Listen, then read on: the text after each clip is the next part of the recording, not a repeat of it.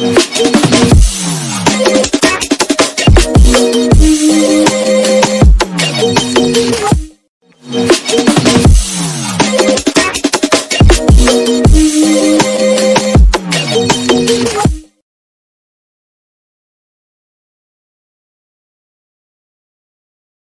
दोस्तों, कैसे हो? आपका स्वागत है त्रिपाण स्टडी सेंटर में। आज जो हम करने जा रहे हैं +2 एनआईएस बोर्ड का चैप्टर 32 विराटा की पद्मिनी। ये बहुत ही इम्पोर्टेंट जो है उपन्यास है।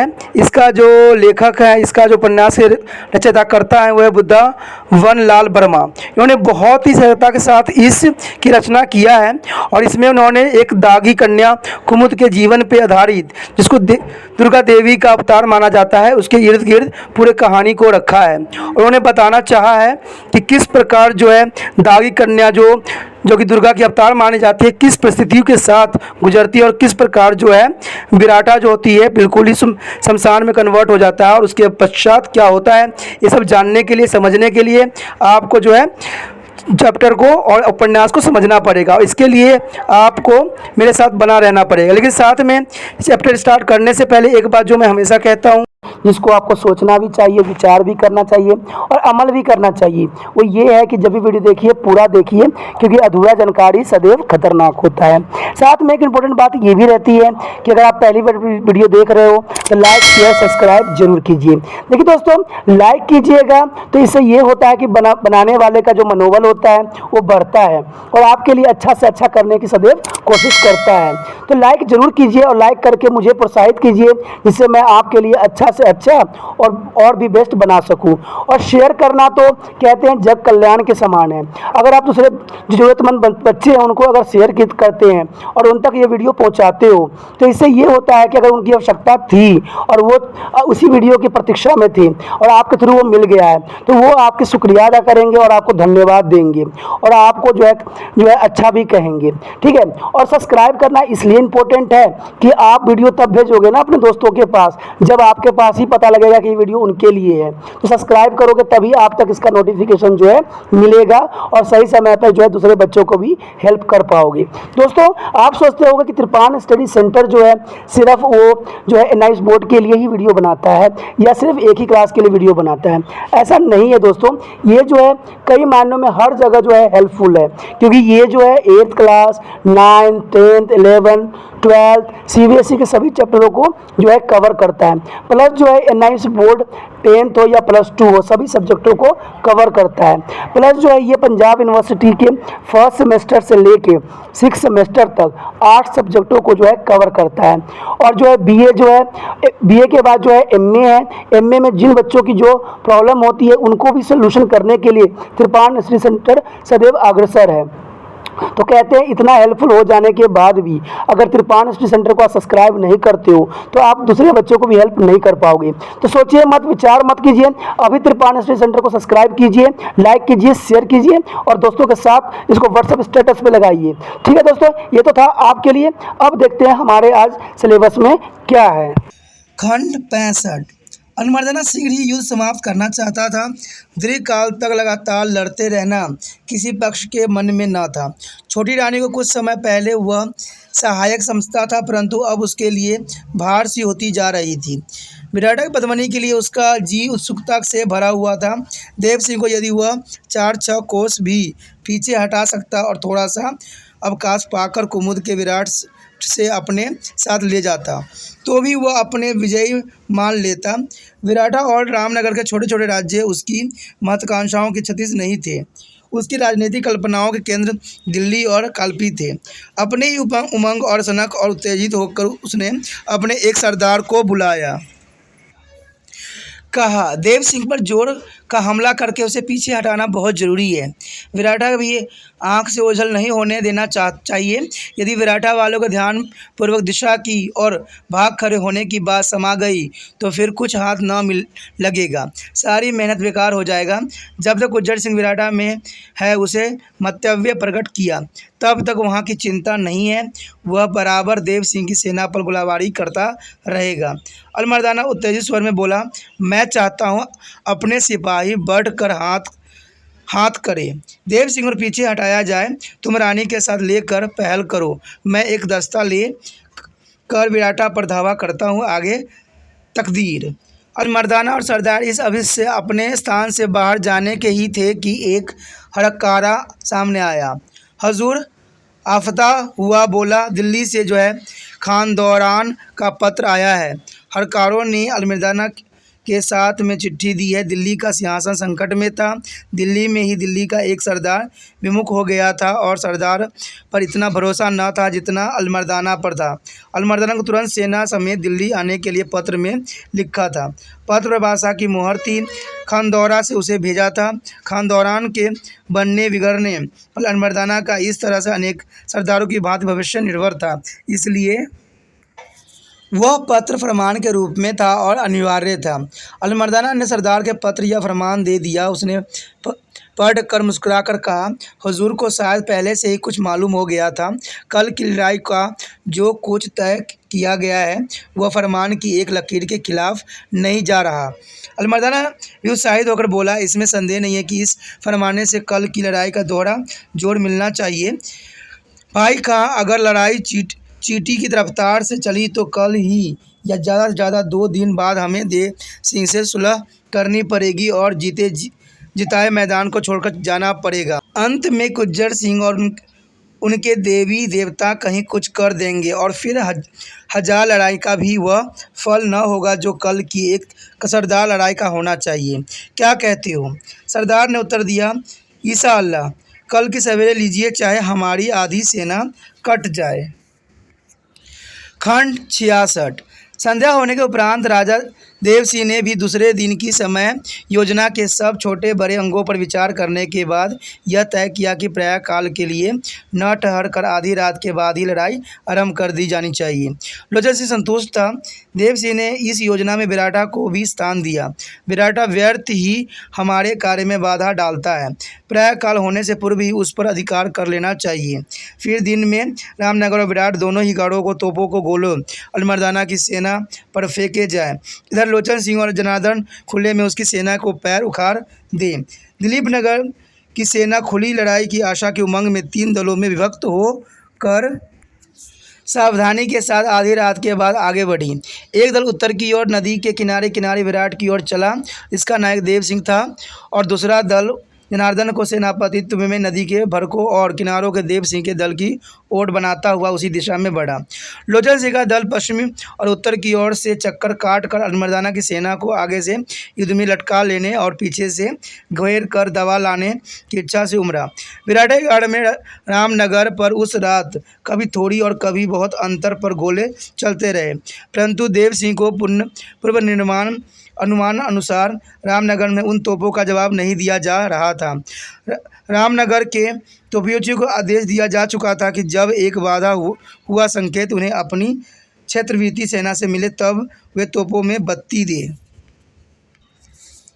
लोचन सिंह ने उस रात देव सिंह के आदेश के अनुसार बहुत सावधानी के साथ कूच किया।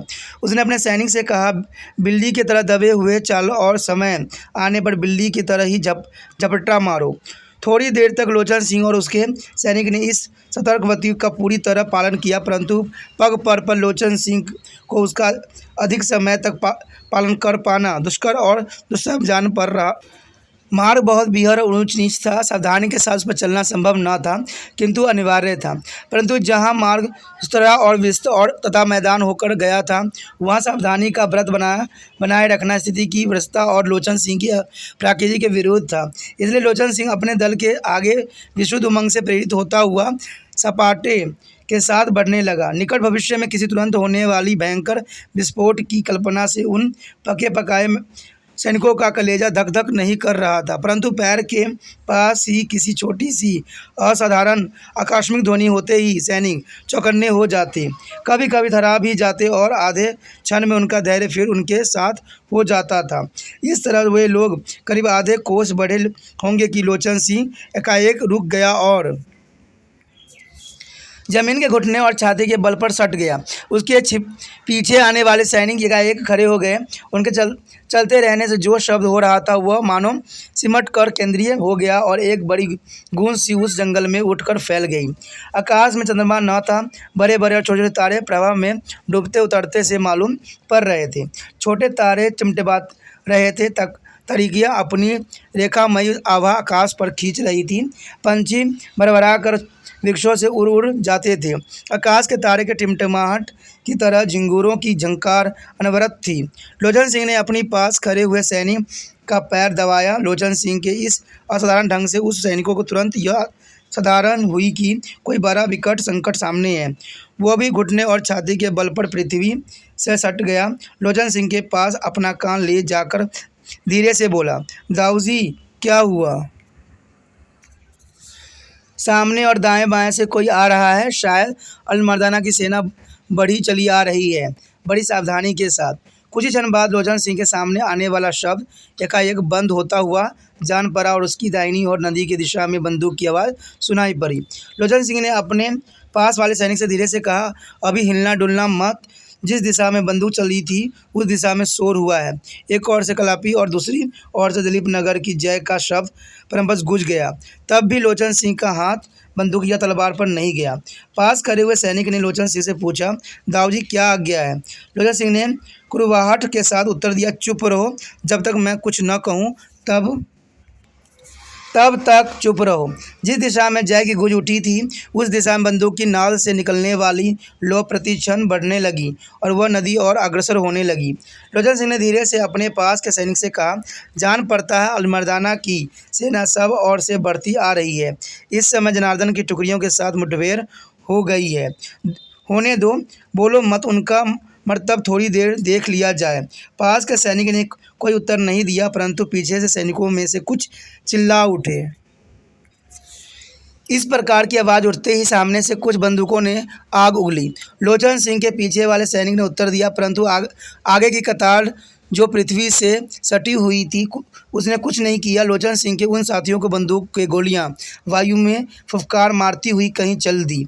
किसी के बाल को भी उन्होंने न छुआ होगा, परंतु अलमर्दाना की सेना के उस दल की बाढ़ में लोचन सिंह के कई सैनिक के हाथाहाथ कर दिया। इसका पता लोचन सिंह को उनके कराने से तुरंत लग गया।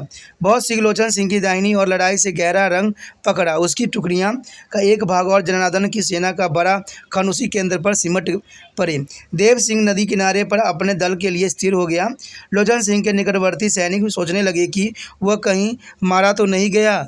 नहीं तो ऐसा कृत्यव्यूह क्यों हो गया? अलमर्दाना की सेना के उस भाग ने जो लोचन सिंह के सामने था सोचा कि इस और क्षेत्र रीता है। वह बढ़ा।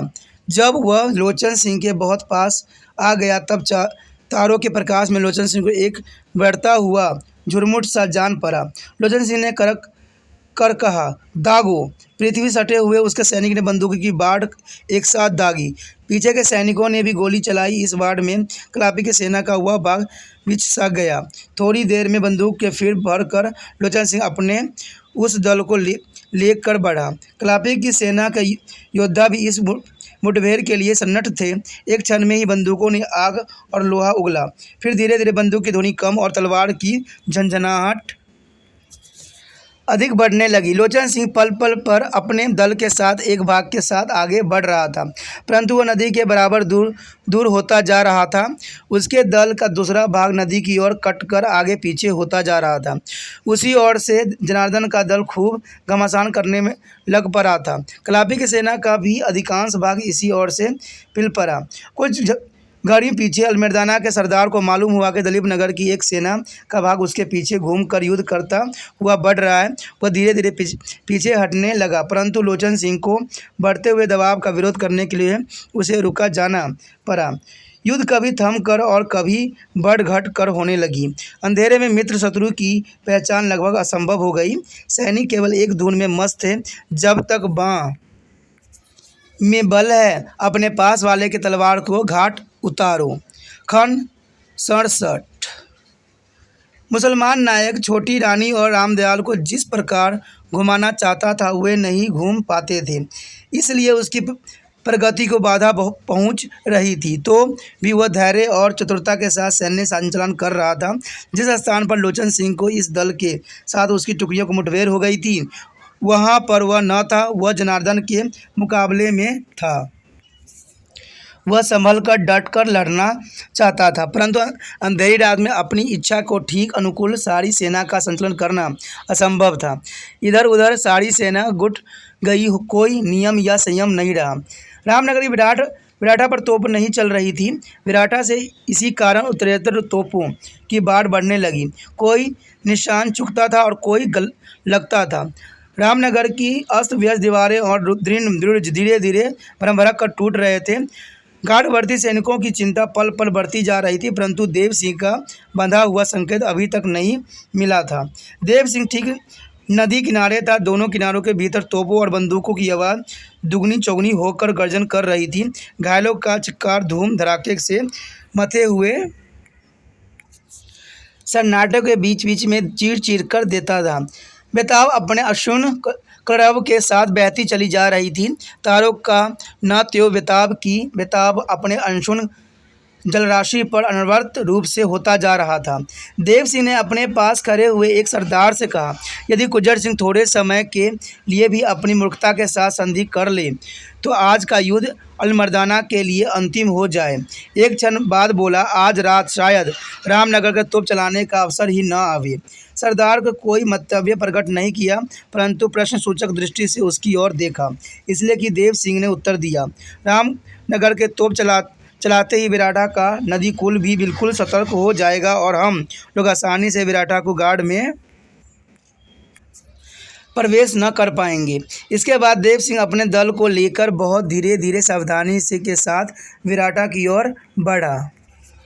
खंड 68।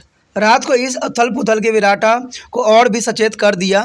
विराटा थोड़ी देर से सैनिक थे। असाधारण बने रहने में ही उसकी रक्षा थी। उस रात के भयानक हल्ले असाधारण आक्रमण ने विराटा के प्रत्येक शस्त्रधारी को किसी अनहोनी के लिए बिल्कुल तैयार कर दिया।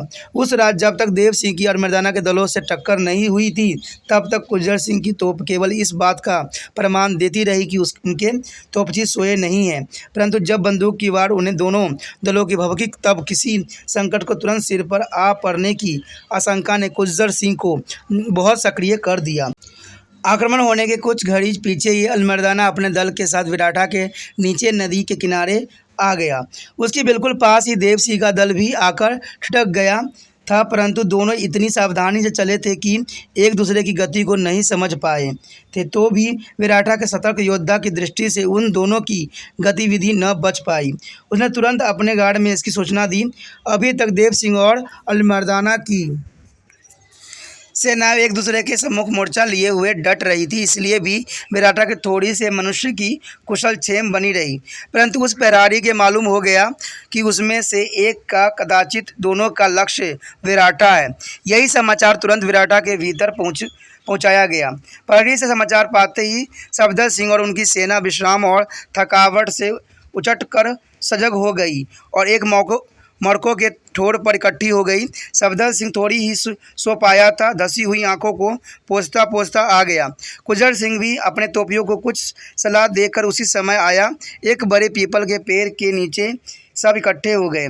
गुज्जर सिंह ने कहा, आज हम लोग की विजय रात्रि है, कदाचित अंतिम भी।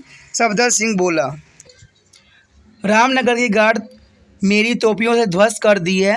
अलमर्दाना और देव सिंह की सेनाएं सवेरा होते होते आपस में लड़ कट कर समाप्त हुई जाती है, तब कल विजय अवश्य भावी है। सफदर सिंह ने क्षीण मुस्कुराहट के साथ उत्तर दिया, हमें जो समाचार अभी मिला है वह किसी दूसरे भविष्य की सूचना देता है। अलमर्दाना की सेना का एक बड़ा भाग किनारे पर आ पहुंचा है। दूसरी ओर से देव सिंह का एक दल भी निकट आ गया है। रामनगर पर गोले चलाने में कोई बुद्धिमानी नहीं जान पड़ती है। गुज्जर सिंह ने कहा, तब किस बात में बुद्धिमानी है? मरने में। चिंता के साथ सफदर सिंह बोला, मरने में देव सिंह से कोई सहायता प्राप्त न हो सकती, उस ओर से हम बिल्कुल निराशा हो चुके हैं। एक एक पल हमारे बहुमूल्य है। मालूम नहीं कब अलमर्दाना की सेना यहाँ घुस पड़े और हमारी मर्यादा पर आ बने।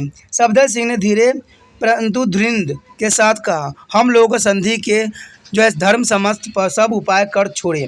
अलमर्दाना हमारी मर्यादा चाहता है, वह हम उसे नहीं देंगे। बाहर से अब किसी सहायता की कोई आशा नहीं है, इसलिए मेरी समझ में केवल एक उपाय आता है। उपस्थित लोगों की दृष्टि तारों के क्षीण प्रकाश में उस उपाय को सुनने के लिए सफदर सिंह की ओर घिर गई। सफदर सिंह ने उसी दृढ़ता स्वर में कहा, हम सब गढ़ से निकलकर शत्रुओं से लड़ते मरे। किसी को इनकार हो तो कह डालने में संकोच न करे। कोई भी न बोला। सफदर सिंह कहता गया, परंतु हम अपने पीछे बाल बच्चों को अनाथ नहीं छोड़ सकते।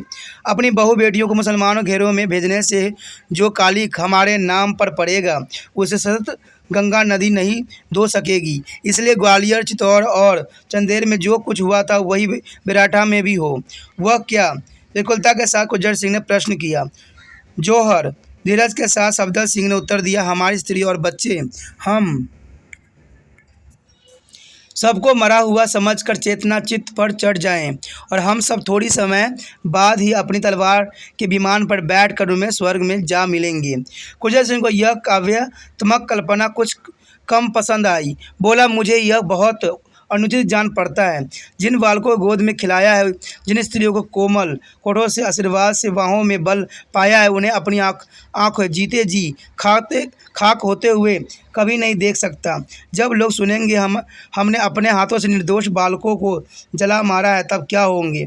सफदर सिंह ने कहा, क्या कहेंगे कहें। हमारे मर जाने के पीछे लोग हमारे लिए क्या कहते हैं उसे हम नहीं सुनेंगे। और फिर ऐसी अवस्था में हमारे बड़े ने भी तो जगह जगह यही किया है। यह कदापि न हो। गुज्जर सिंह बोला, जीते जी ऐसा काम क्यों किया जाए, मरने के समय जिसके लिए पछताना हो और आसानी के साथ मरने में बाधा पहुँचे। सफदर सिंह क्षीण स्वर में कहा, हम लोग कई दिनों से यही बात सोच रहे हैं। मरने से यहाँ कोई नहीं डरता, परंतु हमारे पीछे जो विधवाएं और अनाथ होंगे उनकी कल्पना कलेजे को तड़पा देती है। क्या पहले कभी विधवा या अनाथ नहीं हुए हैं? अपने मन का आश्वासन देने के लिए अधिक और अधिक श्वेताओं और अपेक्षित कम, गुज्जर सिंह ने कहा, यदि हमारी यही सिद्धांत है तो हम कभी न मरने का ही उपाय सोचना चाहिए और जब हमारे सामने हमारे सब प्रियजन समाप्त हो जाएं तब हमें मरना चाहिए। जब रण क्षेत्र में सैनिक जाता है तब क्या हुआ, यह सब सोच विचार लेकर जाता है। चलो हम सब मरने के लिए बढ़े। एक एक क्षण का मूल्य 100 प्राण ले और अपने बाल बच्चों को परमात्मा के भरोसे छोड़े। उनके लिए हमें इसलिए भी नहीं डरना चाहिए कि हमारे विरोधियों में उनके हिंदू भी हैं। सफदर सिंह के साथियों ने इस बात को मान लिया। वे सब मरने से नहीं हिचकिचाते थे, परंतु अपने नन्हे बच्चों को अपने हाथ से नष्ट नहीं कर सकते थे। परंतु उनमें से एक असाधारण उत्साह के साथ बोला, केसरिया बना हम अवश्य पहनेंगे। मौत के साथ हमारा ब्याह होना है। हम सादा कपड़ा पहनकर दुल्हा नहीं बनेंगे। घोर विपत्ति में भी मनुष्य का साथ हंसी नहीं छोड़ती। वे सब इस बात पर थोड़े हंसे और सभी ने इस बात को पसंद किया। सफदर सिंह बोला, परंतु केशर शायद ही विराटा भर में किसी के घर मिले। उन सैनिकों में से जिन्होंने दुल्हा बनने का प्रस्ताव किया था, कहाँ? मैं अभी ढूंढ कर लाता हूँ। केसर न मिलेगी तो हल्दी तो मिलेगी। मौत के हाथ भी तो उसी से पीले होंगे। और तुरंत वहाँ से अदृश्य हो गया। और सफदर सिंह ने गुज्जर सिंह कहा, अब अपनी तोप से और अधिक आग उगलाओ। गुज्जर सिंह बोला, परंतु जान पड़ता है अंधेरी रात के युद्ध में दोनों दल गुथ गए होंगे। तब जहाँ इच्छा हो गोले बरसाओ। सफदर सिंह ने कहा, परंतु शत्रु के हाथ गोला बारूद न पड़ने पाए। गुज्जर सिंह अपने तोपचियों के पास गया। तोपों के मुंह मुस्कुराया। बहुत देर लग गई। लक्ष्य बांधने में कम समय नहीं लगा। जब इस लक्ष्य पर गोलाबारी आरंभ करा दी तब सफदर सिंह के पास लौटा। इस बीच में सफदर सिंह के उन सब सैनिकों ने अपने फटे कपड़े जल्दी से रंग लिए थे। थोड़ी सी केसर भी एक जगह मिल गई थी। सफदर सिंह ने उसका टीका सबके भाल पर लगाया। गुज्जर सिंह ने भी अपने वस्त्र हल्दी से रंगे। सफदर सिंह ने केसर का टीका उसके भाल पर लगाते हुए कहा, आज दागियों की लाज ईश्वर के तुम्हारी तोपों के हाथ है। राजा गुज्जर सिंह ने कहा, निराश नहीं होना चाहिए। शायद ईश्वर कोई ऐसा ढंग निकाल दे कि बात रह जाए और सब बच जाए।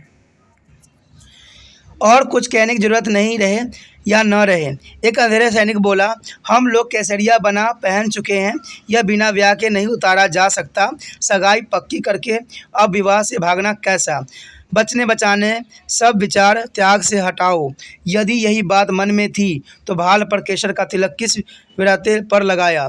अब रह के सिवा हम उसे कौन पूछ सकता है। और इसे इतने दिनों धीरे धीरे बहुत लड़े, अब जी खोल कर हाथ करो और स्वर्ग में विश्राम लेंगे। सच मानिए देह भाड़ सी जान पड़ने लगी है। सफदर सिंह चिल्लाकर बोला। मुड़ पर हाथ रखकर राम दुहाई करो कि सब के सब मरने का प्रयत्न करेंगे। सबने तलवार की मुठों पर हाथ रखकर जोर से कहा, राम दहाई ये शब्द कई बार और देर तक दोहराया गया। उत्तरेश उस ध्वनि में प्रसन्नता आती गई। वे लोग इधर उधर घूम कर दुहाई देने लगे। उन लोगों ने बढ़ते हुए शोर को अलीमर्दाना ने भी सुना। उसने सोचा, खेल बिगड़ गया, अब चुपचाप काम नहीं बन सकता। यही विचार उसके सरदारों और सैनिकों के भीतर उठा। किसी एक ही भाव से प्रेरित होकर वे लोग थोड़े से और कुछ पल उपरांत ही बहुत से गला खोल कर बोले, अल्लाह अकबर। राम दुहाई पुकार इस प्रखर और प्रबल स्वर की गूंज में पतली और फीकी सी पर गई। एक बार विराटा के सिपाहियों का कलेजा धधक सा गया, परंतु अल्लाह अकबर की प्रबल गूंज के ऊपर गुज्जर सिंह तोप के प्रबलता धाएं धाएं हो रही थी। इसलिए सफदर सिंह के सैनिक के हृदय में मारने की धुन ने पुण्य साहस का संचार कर दिया। उन्हें आशा हो चली कि लड़ाई की लंबी घसीटी हुई थकावट से रास्ता पाने में विलम्ब नहीं है। देव सिंह ने भी राम दुहाई और अल्लाह अकबर के जयकारे सुने और उसे भी अपनी योजना को बदलना पड़ा। उसने सोचा, अलीमर्दाना विराटा पर आक्रमण करना ही चाहता है। अब किसी उपयुक्त अवसर की बाट दुहाई बिल्कुल व्यर्थ है। विराटा पर जिसका अधिकार पहले होगा वही इस युद्ध के जीतने की आशा करे।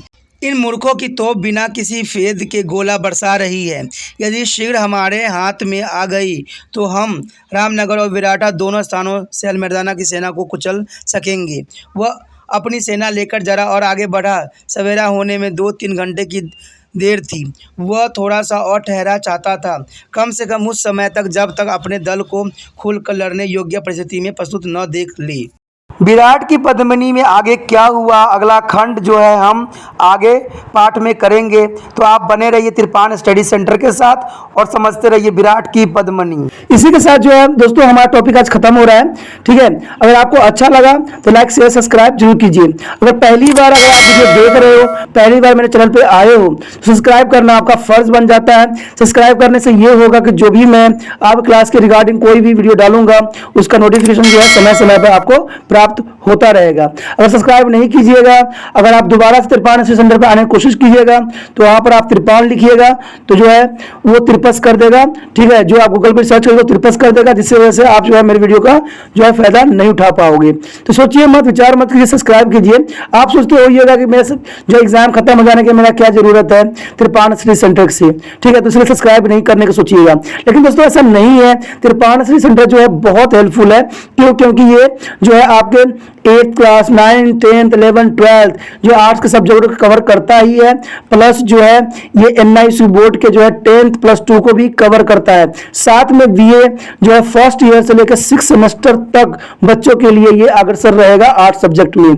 तो सोचिए नहीं, विचार नहीं कीजिए, काफी जो है तिरपान स्टडी सेंटर का फायदा ही फायदा है। ठीक है, अगर आप मुझे प्रोत्साहित करोगे तो आपके लिए मैं तरह तरह के वीडियो बनाऊंगा जो आपको फायदा पहुंचाएगा। एग्जाम के तौर पर मैं आपको जो है पेपर भी आपको सोल्यूशन करके दिखाऊंगा जो आपके लिए फायदेमंद रहेगा।